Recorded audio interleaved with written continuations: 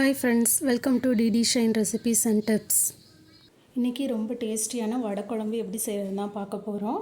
வாங்க வீடியோக்குள்ளே போய் பார்க்கலாம். இந்த ரெசிபி பண்ணுறதுக்கு நான் ஒரு பெரிய வெங்காயம் கட் பண்ணி வச்சுருக்கேன், ஒரு தக்காளி எடுத்துருக்கேன், கொஞ்சம் முருங்கைக்காய், கொஞ்சம் கத்திரிக்காய் எடுத்துருக்கேன். நம்ம வடை மாவு அரைக்கிறதுக்காக கொஞ்சம் பூண்டு, கொஞ்சம் இஞ்சி, கொஞ்சம் சோம்பு, 2 வரமிளகாய் எடுத்திருக்கேன்.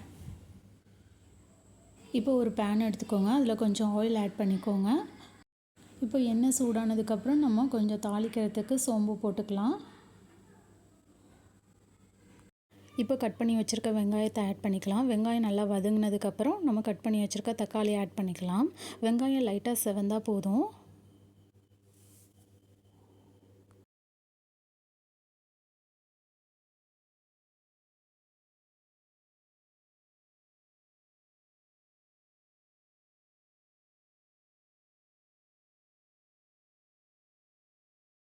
வெங்காயம் தக்காளியும் நல்லா வதங்கினதுக்கப்புறம் ஒரு 2 டேபிள் ஸ்பூன் குழம்பு மிளகாத்தூள் ஆட் பண்ணிக்கலாம்.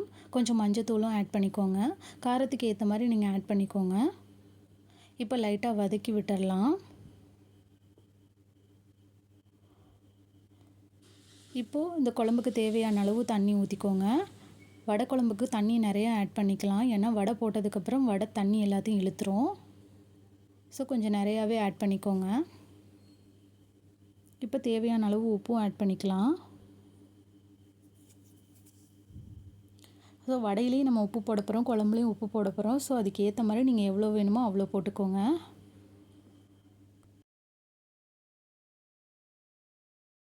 இந்த ஸ்டேஜில் நம்ம கட் பண்ணி வச்சுருக்க முருங்கைக்காய், கத்திரிக்காயெலாம் ஆட் பண்ணிக்கலாம். முருங்கைக்காய், கத்திரிக்காயெலாம் போட்டிங்கன்னா நல்லா குழம்பு வாசமாக இருக்கும். கண்டிப்பாக முருங்கைக்காய் போடுங்க, ரொம்ப வாசமாக இருக்கும்.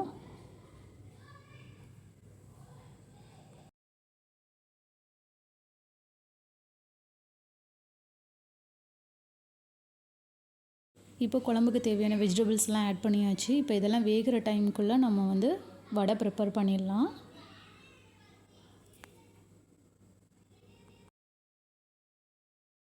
இப்போ வடை மாவு அரைக்கிறதுக்கு 2 வரமிளகாய், இஞ்சி, பூண்டு, சோம்பெல்லாம் ஃபஸ்ட்டு ட்ரையாக அரைச்சிட்டுக்கலாம்.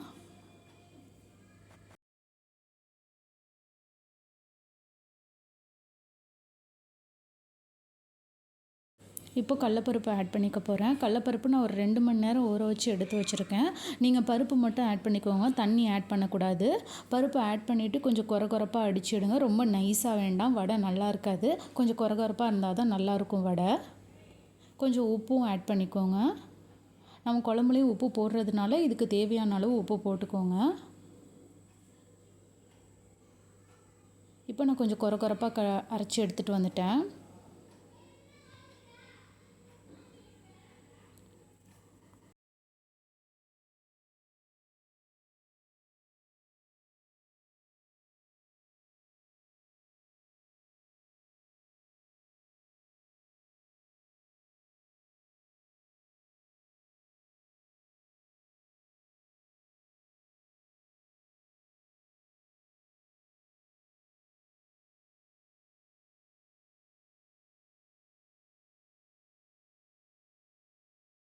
இப்போ இந்த மாவோட நம்ம கட் பண்ணி வச்சுருக்க வெங்காயம், கொத்தமல்லி, கருவேப்பிலை எல்லாமே சேர்த்துக்கலாம்.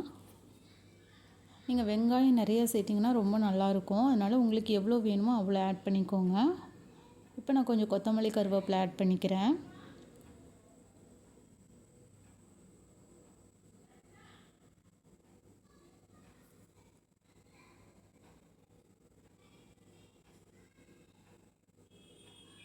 இப்போ எல்லாத்தையும் நல்லா மிக்ஸ் பண்ணிக்கோங்க.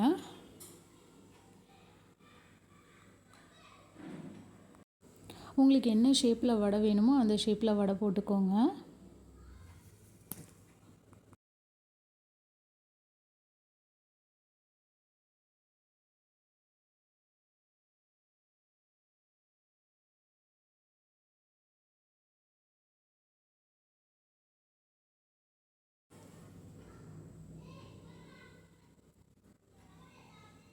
இப்போ ஒரு பேனில் ஆயில் ஆட் பண்ணிக்கிட்டு ஆயில் சூடானதுக்கப்புறம் வடை போடலாம்.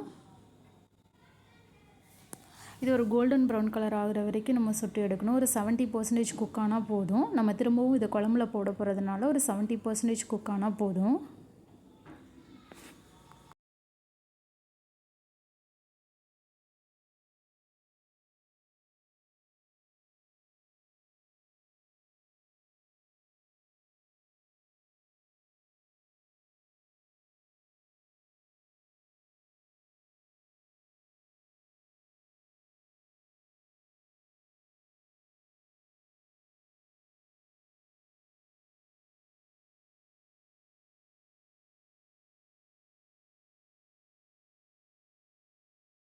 இப்போ வடையெல்லாம் எடுத்து நம்ம குழம்புல போடலாம். இப்போ இது ஒரு 70% தான் குக் ஆகிருக்கு. நான் இப்போ இந்த வடையெல்லாம் நான் குழம்புல போட போகிறேன்.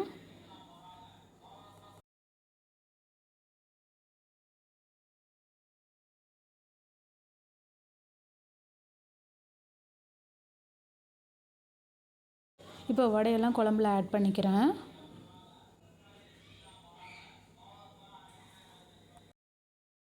இப்போ குழம்பு ஒரு 10 நிமிஷம் நல்லா கொதிக்கட்டும். குழம்பு ரொம்ப தண்ணியாக தான் இருக்கும். ஆனால் ஆஃப் பண்ணதுக்கப்புறம் அந்த தண்ணியெல்லாம் வடை நல்லா இழுத்துரும். அதனால் எவ்வளோ தண்ணி சேர்க்க முடியுமோ அவ்வளோ ஆட் பண்ணிக்கோங்க. இந்த ஸ்டேஜில் நம்ம குழம்புக்கு தேவையான தேங்காய் அரைச்சி எடுத்துக்கலாம். இப்போ ஒரு மிக்ஸி ஜாரில் தேவையான அளவு தேங்காய் ஆட் பண்ணிக்கோங்க. கொஞ்சம் சோம்பும் ஆட் பண்ணி நல்லா அரைச்சி எடுத்துக்கோங்க.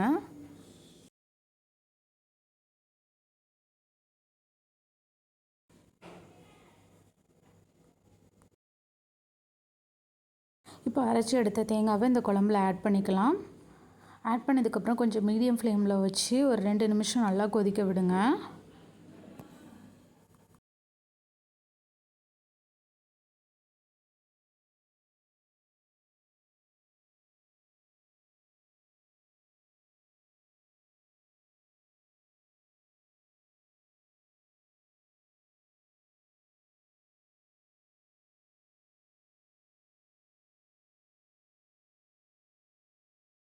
கொஞ்சம் கொத்தமல்லி கருவேப்பிலை தூவி ஃப்ளேமை ஆஃப் பண்ணிடலாம். ஆனால் குழம்பு தண்ணியாக தான் தெரியும். ஒரு 15 மினிட்ஸ்க்கு அப்புறம் பார்த்திங்கன்னா வடை அந்த தண்ணியெல்லாம் இழுத்து கொஞ்சம் திக்காகிடும். ஸோ குழம்பு எவ்வளோ தண்ணியாக வைக்க முடியுமோ அவ்வளோ தண்ணியாக வைங்க.